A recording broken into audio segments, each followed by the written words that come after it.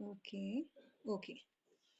So yesterday we have studied about Victorian age, right? We have studied we have this short overview about the Victorian age. So let's just revise what we have studied so far. Okay, so Victorian period, basically, when we talk about Victorian period or this age, it is named after Queen Victoria. Okay, and Queen Victoria, she reigned over England from 1837 to 1901. So yes, there is a division, basis on the basis of poetry, that the Victorian poetry, it began from 1830 or 1832. The writers these poets, they started writing with some elements of Victorian poetry or some elements of Victorian genres. तो इसीलिए हम क्या करते हैं, ये जो division है 1830 से या 32 से हम शुरू कर देते हैं. ओके, सो हम रेन का हमने देख लिया था 1837 से 1901. Then we have talked about we have discussed some points of colonial trade and commerce, how colonial trade and commerce it spread in the Victorian age. एक एपिटोम में विक्टोरियन कोलोनिज्म जो है वो पहुंच गया था. फिर अर्ली और लेटर विक्टोरियन एज या लिटरेचर के बारे में हम आज पढ़ लेंगे. विक्टोरियन सोसाइटी की हमने बात करी थी कि देयर वाज अ डिवीजन कि किस तरीके से एक मिडिल क्लास प्रोमिनेंटली वहाँ पे डेवलप हुआ था, क्रिएट हुआ था, और सबसे टॉप पे aristocracy, then there is the middle class, and then there is the lower class, right, जो वर्किंग क्लास बेसिकली हम कहते हैं. और फिर हमने सोशियो कल्चर बैकग्राउंड थोड़ा सा डिस्कस किया था of this particular age. Okay, तो सोशियो कल्चरल बैकग्राउंड आज भी हम डिस्कस करेंगे. Then we have talked about Victorian morality. Okay, तो विक्टोरियन मोरालिटी के बारे में हमने बात करी थी कि कैसे विक्टोरियंस जो है मोरालिटी पे फोकस किया करते थे and all that. Okay, and then we have talked about Victorian dilemma, जो कैसे शुरू हुआ था. चार्ल्स डार्विन की जो रेवोल्यूशनरी थ्योरी थी, उससे वो जो डिलेमा है वो स्टार्ट हुआ था, और जितने भी साइंटिफिक इन्वेंशन इस टाइम पे हुए थे, उससे ये जो डिलेमा है वो स्टार्ट हुआ था. That we will discuss later. और yes, you can basically search about that, and I am thinking कि तुमने कुछ तो सर्च इसमें किया होगा, कुछ तो चीज़ें हैं जो अपने नोट्स में ऐड ऑन करी हूँ. ऑलराइट, so आज we will begin with the major events that were there during Victorian age. तो ये जो major events हैं, ये socio political इवेंट्स के या social cultural social and political scenario में ही हम इसे ऐड करेंगे. जब आप नोट कंपोज करोगे तो ये जो मेजर इवेंट्स हैं, ये आप उसी चीज़ में ऐड करेंगे, ठीक है, अपने जो नोट्स में आप ऐड करेंगे. और बच्चों देखो, रिफॉर्म एक्ट पे शॉर्ट क्वेश्चन बन सकता है. ओके, तो आप सिंपली वहाँ पे एक क्वेश्चन आ सकता है कि विक्टोरियन एज में जो रिफॉर्म एक्ट्स थे उनको आप डिस्क्राइब करिए, ठीक है. चार्टर्स मूवमेंट के ऊपर क्वेश्चन आ सकता है. इवन इफ नहीं क्वेश्चन आए, you should have this idea, okay, कि ये सब चीजें क्या थी. ग्रेट एग्जीबिशन ऑफ लंदन क्या था, डार्विन की ओरिजिन ऑफ स्पीशीज क्या थी, ये तो मेरे ख्याल से जो साइंस के स्टूडेंट्स हैं they already know about that. तो जो आज के स्टूडेंट्स हैं उनको भी समझ में आना चाहिए कि डार्विन की जो ओरिजिन ऑफ स्पीशीज है उसका क्या असर पड़ा था, क्या इफेक्ट पड़ा था थॉट्स को चेंज करने में, इनोवेटिव थॉट्स को जनरेट करने में, ये जो विक्टोरियन डिलेमा है उसको जनरेट करने में इस पर्टिकुलर टेक्स्ट का क्या इफेक्ट था या क्या इन्फ्लुएंस था. Okay, so we will just begin with the great reform acts जो इस समय पे हुए थे. देखो, रिफॉर्म एक्ट्स के क्यों ज़रूरी है रिफॉर्म्स होना. रिफॉर्म जो एक्ट है इसके वजह से क्या हुआ था कि सिग्निफिकेंटली चेंजेस यहाँ पे आए थे, चाहे वो स्लेव से लेके हों या फिर जो चाइल्ड लेबर है उससे रिलेटेड जो चीज़ें हुआ करती थी, जो सोशल इवल्स हुआ करते थे, वो जो है इन रिफॉर्म एक्ट्स की वजह से जो चेंजेस हैं सोसाइटी में, वो चेंजेस सोसाइटी में देखते हैं, राइट. ये सारी चीज़ें हम यहाँ पे देखते हैं. Okay, so let's just discuss that. Am I audible properly? Let me confirm. My okay. All right. So we can begin now. Right. तो first हम Reform Act की बात करते हैं. That is 1832. Right. 1832 का जो Reform Act था, उसके जो major point है, I'm only going to discuss the major points. आप थोड़ा सा इसमें you can do research from your side. Right. तो 1832 का जो रिफॉर्म एक्ट था उसमें सिर्फ क्या हुआ था, वोटिंग राइट जो है कुछ सेक्शन ऑफ सोसाइटी को, जो मिडिल क्लास की हमने कल बात करी थी, उस मिडिल क्लास को कुछ ऐसा सेक्शन है जिनको ये वोटिंग राइट्स जो हैं वो दे दिए गए थे। और you can understand it, voting rights कितने इंपॉर्टेंट होते हैं। आप जो वोट करते हैं, आप क्या कर रहे हैं, आप एरिस्टोक्रेसी को सेलेक्ट करने की पावर आपके पास हो जाती है। कोई भी एक जो मेजर इवेंट्स होते हैं उसमें आपका जो वोटिंग राइट है, राइट, वो बहुत सारी चीज़ें डिसाइड करता है, क्योंकि एक वोट जो है वो क्या कर देता है, सब चीज़ें चेंज कर देता है। तो you can understand it, at that time 1832 की ये बात हो रही है, वोटिंग राइट्स, सफरेज राइट्स जो हैं वो कितने ज़्यादा इंपॉर्टेंट हुआ करते थे। तो कुछ जो मिडिल क्लास हैं जो पहले क्या होता था, सिर्फ एरिस्टोक्रेसी के पास पावर रहती थी। मिडिल क्लास या वर्किंग क्लास कभी सोच भी नहीं सकते थे that they will have some kind of rights over power, है ना, पावर के ऊपर उनकी कोई राइट्स होंगे, ये चीज़ें उनके दिमाग में नहीं थी। लेकिन धीरे धीरे क्या हुआ, जो 1832 का रिफॉर्म एक्ट हुआ, फर्स्ट रिफॉर्म एक्ट में हम क्या देखते हैं, मिडिल क्लास के कुछ सेक्शन ऑफ पीपल के पास ही वोटिंग राइट्स आए। ऑफकोर्स वहाँ पे कुछ चीज़ें इंक्लूड करी गई कि okay, certain amount of property उनके पास होनी चाहिए, सर्टेन अमाउंट ऑफ वेल्थ उनके पास होनी चाहिए, and vice and versa, right. लेकिन 1832 में हम ये देखते हैं, ये जो मिडिल क्लास के पास क्या हुआ था, थोड़े से जो वोटिंग राइट्स थे वो एक्सटेंड हुए थे। ओके, और क्या हुआ था दैट वर्किंग क्लास और मिडिल क्लास के बीच में ये जो डिवीजन है, ये बहुत ज़्यादा क्या हुआ था, एक्सटेंड हुआ था इस वजह से। ठीक है, वर्किंग क्लास और मिडिल क्लास के बीच का जो डिवीजन है वो बढ़ने लगा था। और इसी डिवीजन ने क्या करा था, आगे जो चार्टिस्ट मूवमेंट है उसको लीड किया था, चार्टिस्ट मूवमेंट की ओर। फिर ये जो डिवीजन है उसी ने चार्टिस्ट मूवमेंट को क्रिएट किया था। सेकेंड जो एक्ट है 1867 का, ओके। अब 1867 के एक्ट में, रिफॉर्म एक्ट में हम क्या देखते हैं, जो वोटिंग राइट है वो कुछ इंडस्ट्रियल वर्कर्स को दे दिए गए थे, and this was an important reform, right. 1884, right, 1884 का जो रिफॉर्म एक्ट है वो बहुत ज़्यादा इंपॉर्टेंट है। Why? Because this reform act it extend the voting rights to all adult male. So can you imagine it, कितनी पावरफुल मिडिल क्लास उस समय पे हो गई थी कि जितने भी अडल्ट मेल्स थे, राइट, ये क्या हुआ था, सारे जो वोटिंग राइट्स है सारे अडल्ट को मिल गए थे, एक इक्वालिटी सोसाइटी में क्रिएट हो गई थी। तो 1884 का आप कह सकते हैं ये जो रिफॉर्म एक्ट है बहुत ज़्यादा इंपॉर्टेंट हो जाता है, राइट। क्योंकि क्या हुआ था, सारे जो एडल्ट मेल्स थे, जितने भी एडल्ट मेल हैं विक्टोरियन सोसाइटी में या विक्टोरियन एज में, उनको क्या मिल गया था, वोटिंग राइट्स मिल गए थे। ओके, अब लेकिन इससे क्या हुआ था कि जब सब मेल्स को वोटिंग राइट मिल गए, इससे क्या हुआ था, कंट्रोवर्सी होनी स्टार्ट हो गई थी। दो parties, I don't know if we have discuss that, दो पार्टीज एग्जिस्टेंस में थी, एक थी टॉरीज एंड दूसरे क्या थे, Whigs, right. Tories and Whigs, Tories basically conservative party थी, विग्स जो थे वो बेसिकली लिबरल पार्टी थी, और इनके बीच में जो है कंट्रोवर्सीज स्टार्ट हो गई थी। टॉरीज और विग्स हमने न्यू क्लासिकल एज में भी पढ़े थे, है ना, जब हमने बात करी थी कि टॉरीज और जो विग्स थे, हमने कुछ पार्टी पैचेस की, जब हम एक ऐसे का हम डिस्कशन कर रहे थे कि जो पैचेस हैं, राइट साइड ऑफ चीक में पैच लगा या कहाँ पे पैच लगा, and all those things, right. इसको थोड़ा सा पढ़ लेना कि टॉरीज एंड विग्स को थोड़ा सा रिवीजन इसका कर लेना, ठीक है। So Tories were basically conservative parties and Whig they were liberal party. और ये चीज़ आप ध्यान में रखिए कि वुमेन्स जो हैं, मेल्स को सारे वोटिंग राइट्स मिल गए थे 1884 में, लेकिन जब हम वुमेन्स की बात करते हैं तो वुमेन्स को जो वोटिंग राइट मिले थे वो 1918 में जाके मिले थे। So just see the difference, women and males, women and mens have, right. तो वोटिंग राइट्स वुमेन को कब मिले हैं, 1918 में जाके मिले।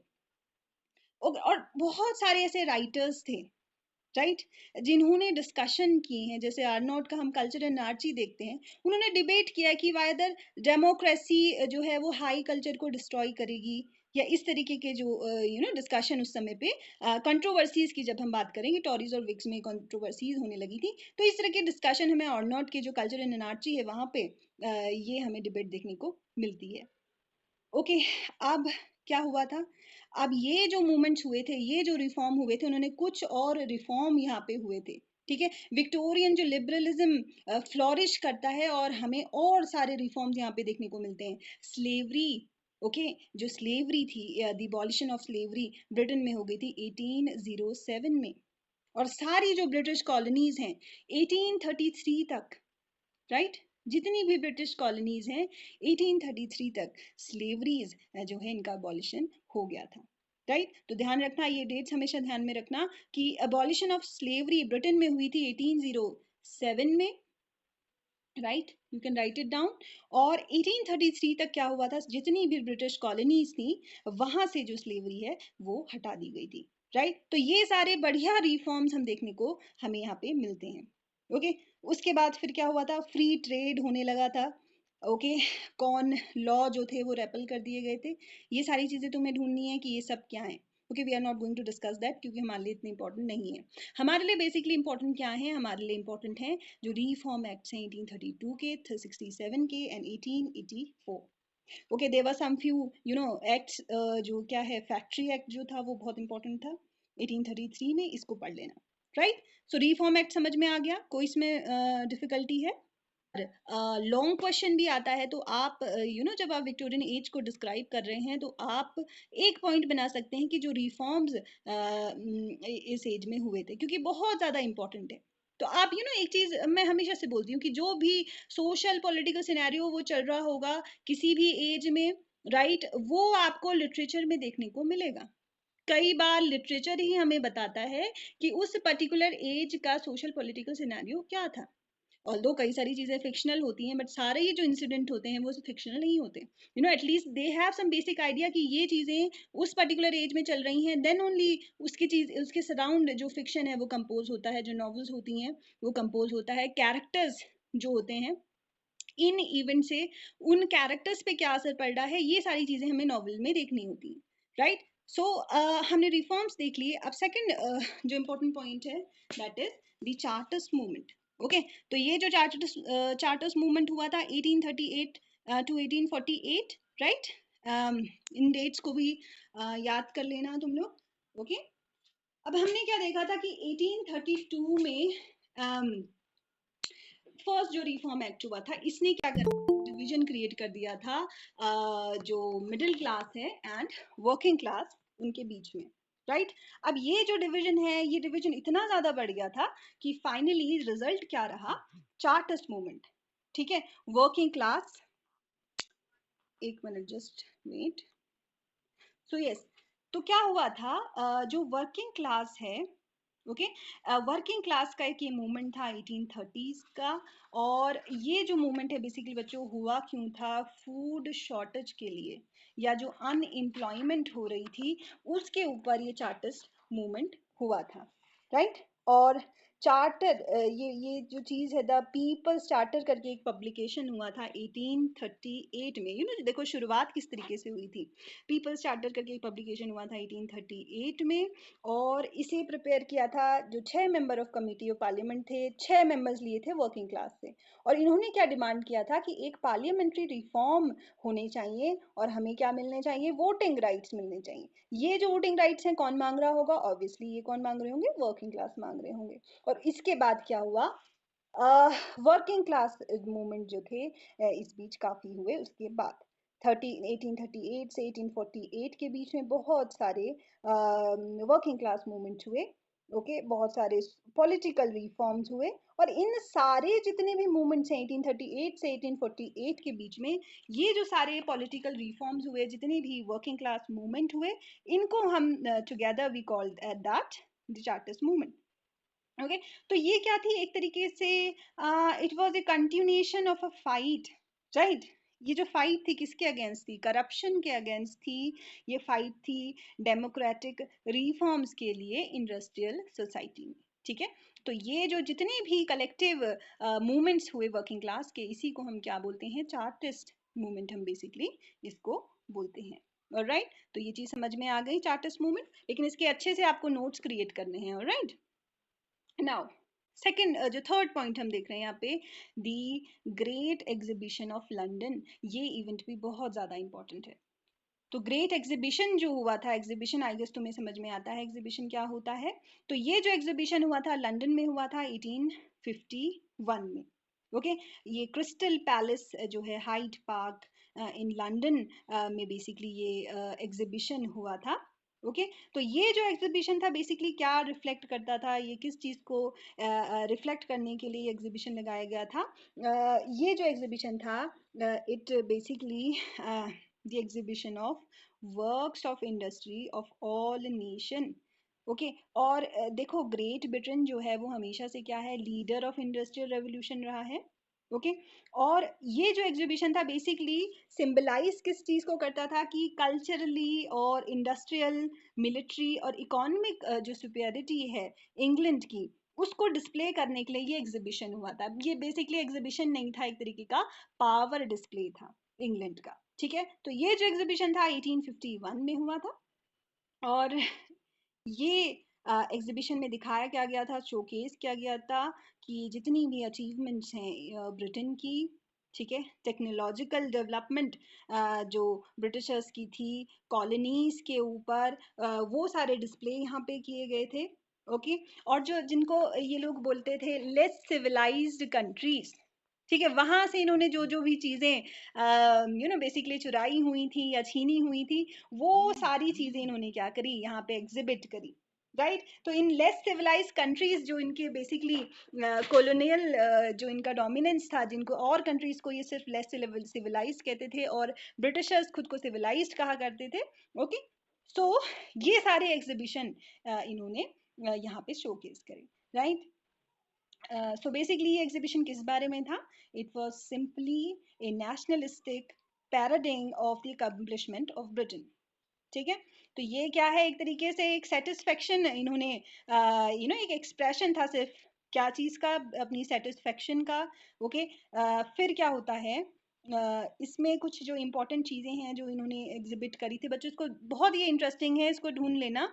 तुम्हें फोटोज एंड पिक्चर्स बहुत मिल जाएंगी ऑनलाइन कि ये जो एग्जीबिशन हुआ था लंदन में 1851 में क्या क्या इसमें इंपॉर्टेंट इवेंट्स थे जो एग्जीबिशन में रखे गए थे। तो देवर अराउंड 13,000 एग्जिबिट्स। ओके जो वहां पे रखे गए थे डिस्प्ले के लिए इस एग्जीबिशन में। तो just Google that and just enjoy that. Okay so what the various things that they have exhibited, right? so ये जो था that was the great exhibition of London. okay इसमें कुछ तुम्हें लग रहा है, कुछ confusion है तो you do can ask. Darwin की जो ओरिजिन ऑफ स्पीशी है उसकी हम बात कर लेते हैं, जो 1859 में बेसिकली पब्लिश हुई है। राइट 1859 तक जितनी भी एवोल्यूशनरी थ्योरीज आई थी वो किससे रिलेट करती थी, it was these theories they were related to the great chain of being. Right इसमें क्या है, ग्रेट चेन ऑफ बीइंग क्या है, ये जो एवोल्यूशन है बेसिकली, है ना, ये जो डेवलपमेंट ऑफ चेन है ये बेसिकली एक फाइनल परफेक्शन की ओर जाता है। ठीक है जितने भी एवोल्यूशन होते हैं हमारे आसपास ये क्या है, एक these are the development of the chain. And ये जो डेवलपमेंट ऑफ चेन है it is moving towards a final perfection. और जब हम सेंटर में हम ह्यूमन को यहाँ पे रख रहे हैं और मेन जो है, जितनी भी स्पीशीज हैं उसमें मेन जो है या ह्यूमन जो है वो सुपीरियर है किसी भी अदर स्पीशीज से। ओके ये अभी तक क्या है, this is the great chain of being कि जितनी भी और स्पीशीज हैं अर्थ में उसमें ह्यूमन जो है वो सबसे सुपीरियर है। ओके जितनी भी अदर स्पीशीज हैं उनसे क्या है, अनरिलेटेड है और उनसे क्या है, सुपीरियर है। यानी कि जो ह्यूमन है उसका कोई रिलेशनशिप नहीं है दूसरी स्पीशीज से, और ह्यूमन जो है this is the superior species then other species that existed in the earth. ये कब तक की थ्योरी थी, 1859 से पहले की थ्योरीज थी। 1859 में देखो बच्चों क्या होता है, 1859 में डार्विन पब्लिश करते हैं अपनी ओरिजिन ऑफ स्पीशीज। और डार्विन की जो थ्योरी है वो क्या बोलती है, डार्विन की थ्योरी ये बोलती है कि जो मैन है it is not the creation of God but it is a product of a natural force. और जो मैन है it is not man is not superior to any other species.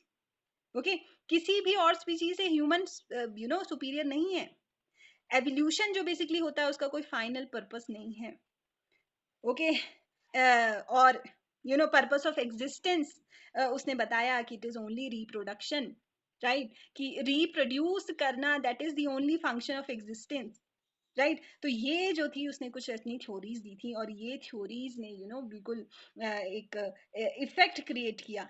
अब डार्विन की जो थ्योरी है उसने क्या करा था, विक्टोरियन सोसाइटी में एक स्केप्टिसिज्म प्रोड्यूस कर दिया था, है ना, जितने भी मोनोलिथिक आइडियाज थे ह्यूमैनिटी को लेके, राइट, चाहे वो गॉड को लेके हो, सोल को लेके हो, नेचर को लेके, ह्यूमैनिटी, यू नो ये सारी चीजें क्या हो गई थी, क्वेश्चनेबल हो गई थी। तो यहाँ पे हम क्या देखते हैं, सोसाइटी में सडनली इस थ्योरी के बाद रिलीजन वर्सेस साइंस का कॉन्फ्लिक्ट स्टार्ट होना शुरू हो गया था। ओके, रिलीजन और साइंस में कॉन्फ्लिक्ट होना स्टार्ट हो गया था, और यही जो कॉन्फ्लिक्ट है ये विक्टोरियन डिलेमा के रूप में सामने आया, कि they were in a dilemma, in a conflict, कि either they should believe in religion और they should follow the science, right. तो ये जो डिलेमा है इस पर्टिकुलर बुक के प्रोडक्शन के बाद, इस पर्टिकुलर बुक के पब्लिश होने के बाद से ही ये जो डिलेमा है, ये जो कॉन्फ्लिक्ट्स हैं वो स्टार्ट हुए थे। Although there were several other writers जिन्होंने उसके बाद क्या करे थे, ये रेवोल्यूशनरी थ्योरी पे बुक्स लिखी थी, और ये सब ने चीज़ों ने क्या करा था, कंट्रीब्यूशन किया था विक्टोरियन डिलेमा के ऊपर, right. So this is the reason Darwin की जो ओरिजिन ऑफ स्पीशीज है, ये जो पर्टिकुलर बुक है बहुत ज़्यादा इंपॉर्टेंट हो जाती है, ओके, विक्टोरियन लिटरेचर को पढ़ने के लिए, राइट। ये चीज समझ में आ गई? यस, समझ में आ गई। कुछ कंफ्यूजन है इसमें?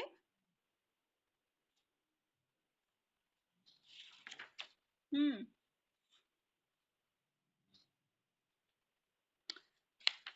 समझ में आ गया बच्चों? क्या हो गया भाई? Just unmute yourself. Hmm am I not audible? अरे, एम आई नॉट ऑडिबल?